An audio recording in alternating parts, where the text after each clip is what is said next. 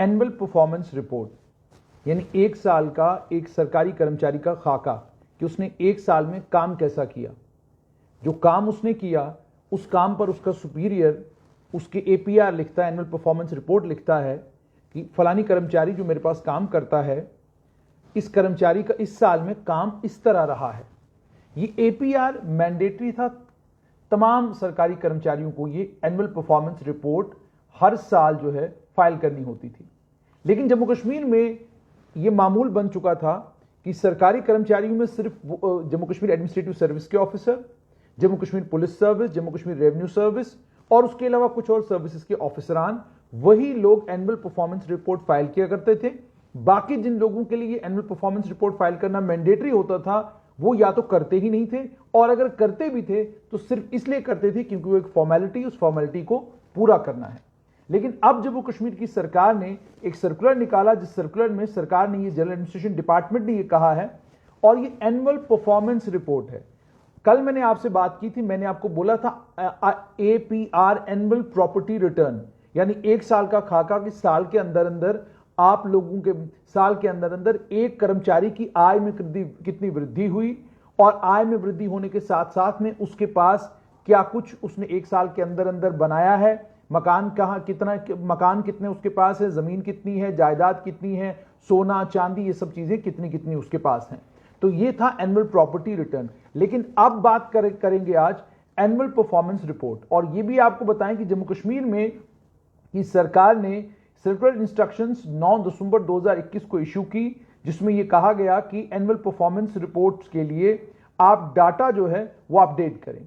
Centralised personal information system सीपीआईएस पर जाकर तमाम कर्मचारियों को अपना डाटा जो है सीपीआईएस में डालना है, अपने डाटा को सीपीआईएस में अपडेट करना है। यानी आपका नाम क्या है, आपकी उम्र कितनी है, आप काम कहां पर करते हैं, अपनी कॉन्टैक्ट डिटेल्स, आप नौकरी किस जगह कर रहे हैं, ये सारी डिटेल्स आपने सीपीआईएस में अपनी अपडेट करनी है। और सीपीआईएस की वेबसाइट पर जाकर आप जब अपनी सारी डिटेल्स अपडेट करेंगे, उसके बाद आपको एनुअल परफॉर्मेंस रिपोर्ट तमाम गजेटेड ऑफिसर्स की, जो गवर्नमेंट डिपार्टमेंट्स में, ऑफिसेस में, ऑर्गेनाइजेशंस में, जम्मू कश्मीर की यूनियन टेरिटरी में जितने भी गजेटेड ऑफिसर काम कर रहे हैं, उन तमाम गजेटेड ऑफिसर्स को jkcpis.nic.in पर जाना है, jkcpis.nic.in पर जाना है। एक ऑनलाइन वेब लिंक जो है वहां पर क्रिएट किया गया है, जो ड्राइंग एंड डिसबर्सिंग ऑफिसर्स को, डीडीओस को एक्सेसिबल होगा, और ऑलरेडी डीडीओस के पास लॉगिन क्रेडेंशियल्स हैं, वो लॉगिन करेंगे इस वेब लिंक पर जाकर, और उसके बाद डीडीओस जो हैं वो रिक्विजिट इंफॉर्मेशन इन ऑफिसर्स की प्रिस्क्राइब फॉर्मेट में भरेंगे। और उसके अलावा इन्हीं डीडीओस को तमाम डिपार्टमेंट्स के, ऑफिसेस के, ऑर्गेनाइजेशंस के उन तमाम लोगों को कहा गया है कि तमाम गजेटेड ऑफिसर्स की जो एपीआरस हैं, एनुअल परफॉर्मेंस रिपोर्ट्स जो उनकी हैं, वो आपको इस लिंक पर 31 दिसंबर 2021 से पहले ये तमाम डिटेल्स जो हैं आपने वहां पर भरनी है। अब ये एपीआर का जहां तक ताल्लुक है, मैंने आपको कहा कि 31 दिसंबर 2021 से पहले ये एपीआर आपने ऑनलाइन जाकर फिलअप करनी है, और सेंट्रलाइज्ड पर्सनल इंफॉर्मेशन सिस्टम पर ऑलरेडी आपकी तमाम डिटेल्स है, आपने ऑलरेडी डिटेल्स भर ली होंगी। जिन्होंने भरी नहीं है वो वहां जाकर अपनी डिटेल्स भरें, और डिटेल्स भरने के बाद जब आप डिटेल भरेंगे तो वहीं पर एक लिंक क्रिएट होगा, जिस लिंक के जरिए ऑनलाइन आप अपना एपीआर फाइल करें। आपका एपीआर ऑनलाइन फाइल होगा। आपका एपीआर फाइल होने के बाद जो इमीडिएटली आपका ऑफिसर होगा, उसे भी एक टाइम फ्रेम दिया गया है। अगर मैं बात करूं एपीआर की, तो एपीआर के लिए बाज़ाब्ता कानून बना है। यह 9 नवंबर 2001 को जम्मू कश्मीर की सरकार ने एनुअल परफॉर्मेंस रिपोर्ट के लिए कि क्या प्रोसीजर होगा लिखने का, किसकी कस्टडी में ये रिपोर्ट रहेगी, और कौन इस रिपोर्ट को मेंटेन करेगा, इसके लिए जनरल एडमिनिस्ट्रेशन डिपार्टमेंट ने उस वक्त एक ऑर्डर निकाला था। ऑर्डर नंबर है 1311 GAD ऑफ 2001। 9 नवंबर 2001 को ये ऑर्डर निकाला गया, और इस ऑर्डर में बताया गया कि एनुअल परफॉर्मेंस रिपोर्ट जो है, वर्क एंड कंडक्ट, आपका काम कैसा था, आपका दफ्तर में कंडक्ट कैसा था, हर ऑफिसर का स्टेट गवर्नमेंट मेंटेन करेगी। एक्सेप्टिंग अथॉरिटी एपीआर की एक एक्सेप्टिंग अथॉरिटी होगी। एक्सेप्टिंग अथॉरिटी जो है उस तमाम एपीआर के मामले में मिनिस्टर हुआ करते थे, और एडमिनिस्ट्रेटिव डिपार्टमेंट का मेंटेनेंस का काम था। एक्सेप्टिंग अथॉरिटी मंत्री, क्योंकि इस समय मंत्री नहीं है तो आपका एक्सेप्टिंग अथॉरिटी आपके डिपार्टमेंट का एचओडी होगा इस वक्त के लिए। तो उसके अलावा एनुअल परफॉर्मेंस रिपोर्ट्स का जहां तक ताल्लुक है, उसको लेकर कहा गया है कि अलग एपीआर जो हर ऑफिसर का कॉलम 1 में तमाम डिटेल्स, तमाम तफसीलात इसमें बताई गई हैं। एपीआर आपने कब फाइल करने हैं। रिव्यूइंग अथॉरिटी को यह कहा गया है कि उन्हें 15 जुलाई से पहले पहले, साल के 15 जुलाई से पहले पहले इसे रिव्यू करना है और रिपोर्ट को जुलाई के आखिर तक मुकम्मल करना है। अब किन ऑफिसर्स को एपीआर फाइल करने हैं, बाकी तमाम तफसीलात आपको यहां से मिल जाएंगी। अब किन ऑफिसर्स को एपीआर फाइल करने हैं, अगर मैं जनरल एडमिनिस्ट्रेशन की बात करूं तो सेक्रेटरी टू गवर्नमेंट जो है उन्हें सेक्रेटरी टू गवर्नमेंट से लेकर स्पेशल सेक्रेटरी, उसके बाद डिप्टी सेक्रेटरी, अंडर सेक्रेटरी और उसके बाद पर्सनल स्टाफ जो एडमिनिस्ट्रेटिव सेक्रेटरी का होता है, पर्सनल स्टाफ मंत्रियों के, अब आज तो मंत्री हैं नहीं, हेड ऑफ द डिपार्टमेंट, इन तमाम लोगों को अपने एपीआर जो है वो फाइल करने हैं।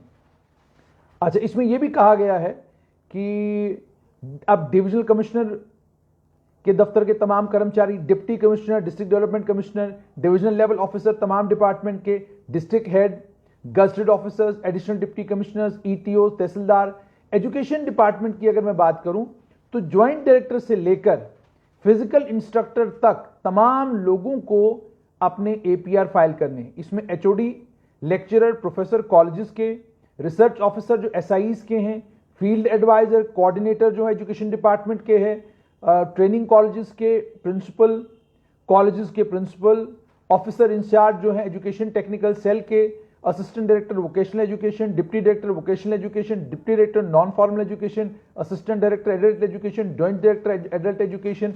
तो इन तमाम एजुकेशन के कर्मचारियों को भी, यानी आप यूं मान लीजिए जितने भी गजटेड ऑफिसर हैं एजुकेशन डिपार्टमेंट में, उन तमाम लोगों को अपना एपीआर फाइल करना है। इसी तरीके से डायरेक्टर यूथ सर्विसेज स्पोर्ट्स की अगर बात करें तो कोचेज से लेकर, असिस्टेंट डायरेक्टर से लेकर इंस्ट्रक्टर जो वहां पर लगे हुए हैं, स्पेशलिस्ट जो वहां पर लगे हैं, उन्हें भी अपना एपीआर फाइल करना है। जहां तक स्कूल एजुकेशन का ताल्लुक है, स्कूल एजुकेशन, ये जो मैंने आपको पहले बताया वो एजुकेशन डिपार्टमेंट यानी हायर एजुकेशन था। अब अगर स्कूल एजुकेशन की मैं बात करूं तो स्कूल एजुकेशन में डायरेक्टर स्कूल एजुकेशन से लेकर ठीक नीचे वाले लेवल तक सीनियर मास्टर जो डिस्ट्रिक्ट ट्रेनिंग इंस्टीट्यूट का डिस्ट्रिक्ट प्लानिंग असिस्टेंट तक को अपना एपीआर फाइल करना है। प्रोजेक्ट ऑफिसरों को भी फाइल करना है, साइंस के सुपरवाइजरों को फाइल करना है, सीनियर मास्टरों को, हेडमास्टरों को, हेडमिस्ट्रेस को, और उसके अलावा लेक्चरर्स, इन तमाम लोगों को जो है अपने एपीआर फाइल करने। इसी तरीके से लाइब्रेरीज डिपार्टमेंट में अगर हम जाएं, डायरेक्टर लाइब्रेरीज से लेकर क्यूरेटर तक सबको फाइल करना है। डायरेक्टर टेक्निकल एजुकेशन की अगर मैं बात करूं, टेक्निकल एजुकेशन डिपार्टमेंट में डायरेक्टर टेक्निकल एजुकेशन से लेकर प्रिंसिपल आईटीआई और सुपरिंटेंडेंट आईटीआई तक तमाम जितने ऑफिसरान आते हैं इसके ऊपर उन्हें फाइल करना है। पॉलिटेक्निक में लेक्चरर से लेकर प्रिंसिपल तक सबको फाइल करना है। आर्कियोलॉजी, आर्काइव्स, म्यूजियम डिपार्टमेंट में रिसर्च असिस्टेंट से लेकर डायरेक्टर तक तमाम लोगों को अपने एपीआर फाइल करने हैं।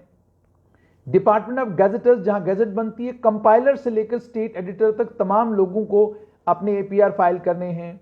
Health and family welfare department का जहां तक ताल्लुक है, डायरेक्टर हेल्थ सर्विसेज सबसे टॉप पर आते हैं वहां पर, और निचले स्तर पर अगर हम जाएं तो असिस्टेंट सर्जन से लेकर ठीक ऊपर डायरेक्टर हेल्थ सर्विसेज तक तमाम लोगों को अपने एपीआर फाइल करने हैं। इसमें demographer, store inspector officer, deputy director drug and food, assistant director public analysis officer, इन तमाम लोगों को, state malariologist, principal RETP centre, उसके बाद मेडिकल एजुकेशन डिपार्टमेंट में प्रिंसिपल मेडिकल कॉलेज से लेकर नीचे डॉक्टर्स, मेट्रन और बाकी गजटेड स्टाफ जो हॉस्पिटल का है उन्हें अपने एपीआर फाइल करने हैं। पुलिस डिपार्टमेंट में डीजीपी से लेकर डीवाईएसपी तक तमाम लोगों को अपने एपीआर फाइल करने हैं। इसमें थानेदारों के नाम नहीं है। फॉरेस्ट डिपार्टमेंट अगर आप जाएं तो फॉरेस्ट में कंजर्वेटर फॉरेस्ट से लेकर, जिसमें कंजर्वेटर फॉरेस्ट से लेकर ठीक गजटेड ऑफिसर, जितने भी चीफ कंजर्वेटर फॉरेस्ट के दफ्तर में काम करते हैं, उन तमाम ऑफिसरान को अपने एपीआर फाइल करने हैं। एग्रीकल्चर प्रोडक्शन डिपार्टमेंट में डायरेक्टर एग्रीकल्चर प्रोडक्शन डिपार्टमेंट से लेकर नीचे असिस्टेंट रजिस्ट्रार गजटेड तक तमाम लोगों को एपीआर फाइल करने हैं। उसके अलावा इंजीनियरिंग डिपार्टमेंट में भी चीफ इंजीनियर से लेकर असिस्टेंट इंजीनियर, जो डिस्ट्रिक्ट सुपरिंटेंडेंट इंजीनियर के अंडर आता है, एई तक तमाम लोगों को अपने एपीआर फाइल करने हैं। अच्छा, उसके अलावा जो डिस्ट्रिक्ट एडमिनिस्ट्रेशन में पोस्टेड होते हैं, सुपरिटेंडिंग इंजीनियर से लेकर एई और एडब्ल्यूई तक तमाम लोगों को एपीआर फाइल करने हैं। पावर डेवलपमेंट कॉर्पोरेशन लिमिटेड में पावर डेवलपमेंट कॉर्पोरेशन के चीफ इंजीनियर से लेकर नीचे एई तक तमाम लोगों को अपने एपीआर फाइल करने हैं। प्लानिंग डिपार्टमेंट में डायरेक्टर से लेकर नीचे बिल्कुल निचले स्तर पर असिस्टेंट डायरेक्टर जो directorate of economics and statistics में पोस्टेड होते हैं, उन तमाम लोगों को अपने सालाना एपीआर फाइल करने हैं। और इसके लिए सरकार ने कहा है कि 31 दिसंबर 2021 से पहले ये तमाम एपीआर फाइल हो जाने चाहिए। अब ये तो जम्मू कश्मीर में एपीआर को लेकर एक टाइम शेड्यूल, जिस तरीके से अगर आप ऑल इंडिया लेवल पर जो एपीआर के लिए रूल्स हैं, एनुअल परफॉर्मेंस रिपोर्ट के लिए जो रूल्स बनाए गए हैं और परफॉर्मेंस को लेकर जो एनुअल परफॉर्मेंस को लेकर की रिपोर्ट्स जो हैं, जिसको हम परफॉर्मेंस अप्रेजल रिपोर्ट कहते हैं, ऑल इंडिया सर्विस में ये रिपोर्ट होती है। उस परफॉर्मेंस अप्रेजल रिपोर्ट तमाम आईएएस ऑफिसर जो हैं वो फाइल करते हैं। जम्मू कश्मीर में मुझे जो एक दिक्कत खुद महसूस हुई कि एक टाइम शेड्यूल जो है वो जनरल एडमिनिस्ट्रेशन डिपार्टमेंट ने नहीं दिया है। वो टाइम शेड्यूल भी जनरल एडमिनिस्ट्रेशन डिपार्टमेंट को देना चाहिए था, जिस टाइम शेड्यूल में तमाम सरकारी कर्मचारियों को कैटेगोरिकली और क्लियरली ये पता चलता कि 31 दिसंबर से पहले पहले हमको अपने एपीआर फाइल करने हैं। हमारे फिर एपीआर कब तक फाइनलाइज हो जाएंगे। तो जब हम performance appraisal report IAS officers की देखते हैं तो उसमें पूरी डिटेल दी हुई है कि आपको ब्लैंक परफॉर्मेंस अप्रेजल रिपोर्ट का फॉर्म जो है वो 1 अप्रैल से 1 अप्रैल तक आपको मिल जाता है। सुपर टाइम स्केल में जो ऑफिसर्स हैं उन्हें 1 मई तक मिलता है। सेल्फ अप्रेजल 30 अप्रैल तक सुपर टाइम स्केल वालों को और 31 मई तक सुपर टाइम स्केल से जो नीचे हैं उन्हें 30 अप्रैल तक, और सुपर टाइम स्केल के जो ऊपर हैं, सुपर टाइम स्केल में सुपर टाइम स्केल के ऊपर जो है उन्हें 31 मई तक।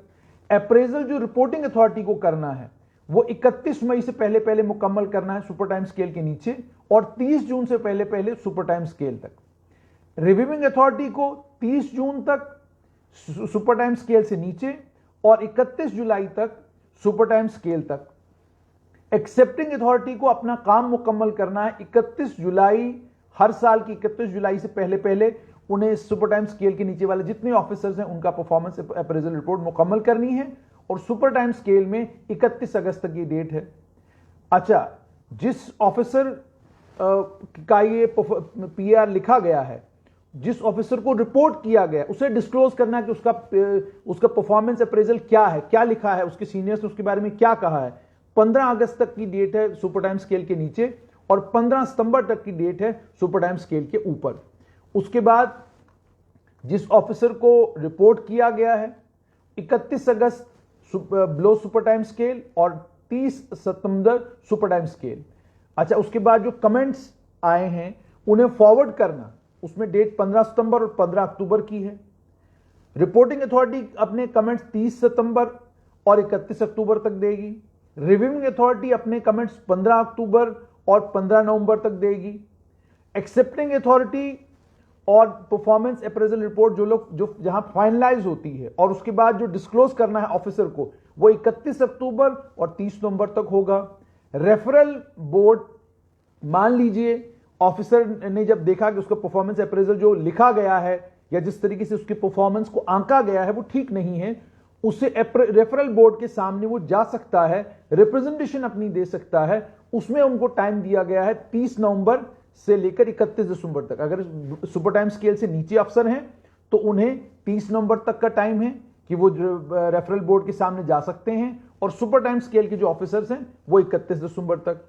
उसके बाद रिप्रेजेंटेशन जो रेफरल बोर्ड को दी गई है कमेंट्स के साथ, रिपोर्टिंग अथॉरिटी, रिव्यूइंग अथॉरिटी की और एक्सेप्टिंग अथॉरिटी की, उसे फॉरवर्ड करने की जो डेट है वो 15 दिसंबर और 15 जनवरी है। रेफरल बोर्ड फाइनलाइज करता है, अब क्योंकि एक्सेप्टिंग अथॉरिटी ने मान लीजिए जो डिसीजन दिया है, ठीक है, finalisation by referral board if the officer reported upon represents against the decision of the accepting authority. Accepting authority ने जो फैसला दिया उस रिप्रेजेंटेशन के ऊपर, उसको फाइनलाइज करने रेफरल बोर्ड कब तक फाइनलाइज करेगा वो डेट भी है 15 जनवरी, 15 फरवरी। Disclosure to the officer reported upon, जिस ऑफिसर को रिपोर्ट किया गया उसको बताना 31 जनवरी, 28 फरवरी। और ये जो परफॉर्मेंस अप्रेजल रिपोर्ट का प्रोसेस मुकम्मल होने का टाइम जो है वो 31 मार्च कट ऑफ डेट्स हैं दोनों सुपर टाइम स्केल के लिए भी और सुपर टाइम स्केल से नीचे ऑफिसर्स के लिए भी 31 मार्च। अब यहां पर साफ तौर पर कि एक टाइम शेड्यूल है तमाम ऑफिसर्स के लिए कि जिस वक्त आपका एपीआर लिखा जा रहा है उसमें ऑफिसर ने जब आपका एपीआर लिखा तो अगर आप एनुअल परफॉर्मेंस रिपोर्ट के जो रूल्स हैं अगर आप उनको पढ़ेंगे तो उसमें कैटेगोरिकली और क्लियरली उन तमाम चीज़ों की बात की गई है जो चीज़ें स्वाभाविक तौर पर हो सकती हैं। मिसाल के तौर पर जिस वक्त किसी सीनियर ऑफिसर के पास आप एपीआर अपनी लिखवाने गए तो वो आपसे नाराज हैं किसी वजह से या कोई और बात है जिसकी वजह से वो आपका जो परफॉर्मेंस अप्रेजल रिपोर्ट जो आपकी लिख रहे हैं आपको ऑब्जेक्शन है जो कंटेंट्स उसमें लिखे गए हैं उसको लेकर, तो इसके लिए कोई माध्यम, उसके लिए कोई टाइम फ्रेम, उसके लिए कोई डिटेल्ड कि कब तक ये होगा, टाइम फ्रेम कब तक होगा, जिस तरीके से आईपीआर के केस में है वैसा ही मुझे लगता है पीआर के केस में है, आईएएस ऑफिसर्स के केस में वैसा ही उन गजेटेड ऑफिसर्स के केस में होना चाहिए जो जम्मू कश्मीर में है। लेकिन फिलहाल आप सभी लोगों के लिए इंपॉर्टेंट ये है कि तमाम गजेटेड ऑफिसरों को, और जो मैंने ऑलरेडी आपको बताया कि अगर आपको और तफसीलात मालूम करनी है कि किन्हें एपीआर फाइल करना है तो उसके लिए आपको ढूंढना होगा, जम्मू कश्मीर गवर्नमेंट की गजट ढूंढनी होगी जिसमें एनुअल परफॉर्मेंस रिपोर्ट के procedure for writing up custody and maintenance, ये बेसिकली एक कैबिनेट डिसीजन था 156/13 23 अक्टूबर 2001 को ये डिसीजन लिया गया था और गवर्नमेंट ऑर्डर नंबर है 1311 GADF 2001 9 नवंबर 2001 को ये सरकारी आदेशनामा आया था। इस सरकारी आदेशनामे को आप इंटरनेट से भी डाउनलोड कर सकते हैं। इसको डाउनलोड करके आप देख सकते हैं कि कौन लोग हैं जिन लोगों को अपने एपीआर फाइल करने हैं। सरकार ने साफ कर दिया है कि तमाम लोगों को अपने एपीआर फाइल करने होंगे और जो लोग एपीआर फाइल नहीं करते उनकी सैलरियां रोक दी जाएंगी, उनकी तनख्वाहें रोक दी जाएंगी। तो आपकी तनख्वाह रुक सकती है अगर आपने 31 दिसंबर 2021 से पहले अपना एपीआर फाइल नहीं किया। अपने डिपार्टमेंट के एचओडी से जाकर मिलिए और मालूम करिए कि किस तरीके से एपीआर बनाना है और किस तरीके से एपीआर फाइल करना है। जो लोग तो ये करते रहे हैं उन्हें समझने और उन्हें दोबारा से बताने की जरूरत नहीं है, लेकिन जिन्हें एपीआर फाइल करने की आदत नहीं है वो आदत डाल लें।